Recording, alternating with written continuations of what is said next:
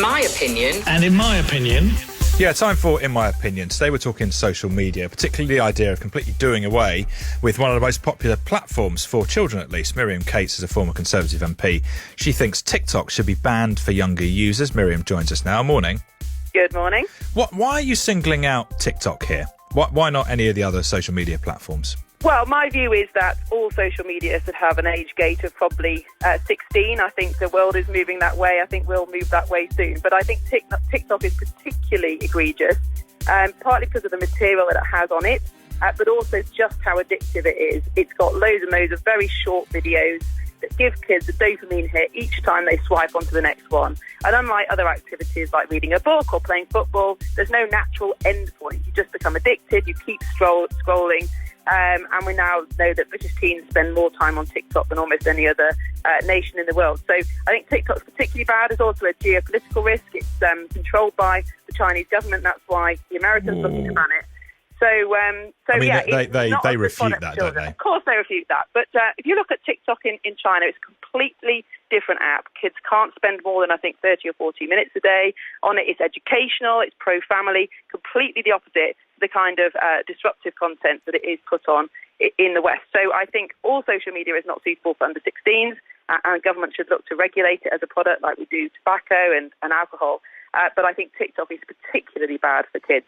And we're seeing in the media just this week the proven link now between social media use and anxiety. We've got our private members bill going through Parliament looking to ban phones in schools. So the wind is definitely moving in this direction.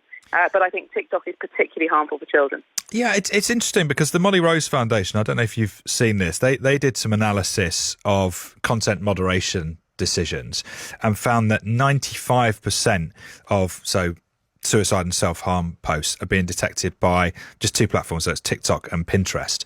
Instagram and Facebook only responsible for about 1%. So it seems to me that TikTok are actually far more active than some of the other social media platforms in trying to get rid of harmful content.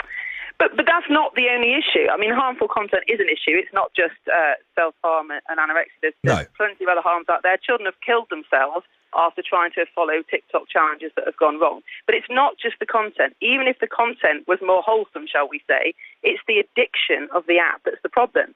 And Parent Kind did a survey and found that 1 in 7 children spend more time on their smartphones and tablets than they do at school.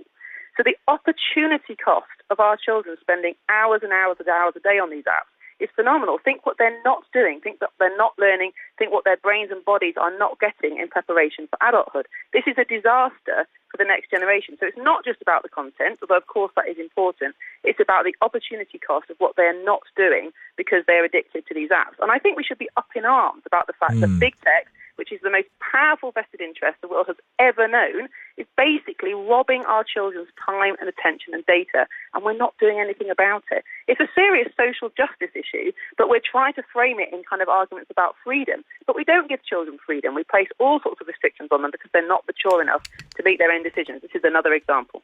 Is this not just a bit of resistance to change and you being a bit old and scared of something that's new? I'm only 42, I'll have you know. Unfortunately, that is a bit old. Well, I have teenagers. I think that technology is brilliant. I think that we should embrace these changes, but the point is they're not for children. And with all previous industrial revolutions, we're just living through another one. There have always been harms to children. So if you think about the first industrial revolution, what happened? Kids end up working down mines in factories in appalling conditions.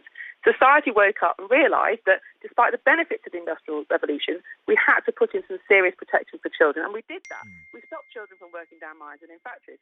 This is another example. Of course we should embrace this technological revolution, but we've got to recognise that it's harmful to children and put in the same kind of legislation and barriers that we have done in previous technological revolutions. I know you've got to go, but just very briefly, how do you manage this with your own teenagers? Well, I don't speak personally about my own children because I don't think that's fair on them. But we face exactly the same struggles as all families. I think the best thing you can possibly do is avoid giving your child a smartphone for as long as possible. And hopefully that will become easier and easier as more parents take the collective action. How much time are you spending on your phone? We're both trying to cut down our phone usage at the moment. Well, it's a really, really good question. And what I have actually done on my phone is put screen time controls on Twitter. Because I don't use TikTok, but I find Twitter very similar. You can just scroll without realising the time you're spending. So I allow myself half an hour a day, and when it picks up, I realise how much time I've been spending on it, and it's a very helpful thing. So if I, as a 42-year-old who didn't grow up with this technology, find it that hard to manage without controls, our children have no chance. Good to speak to you this morning. Thanks very much, Miriam.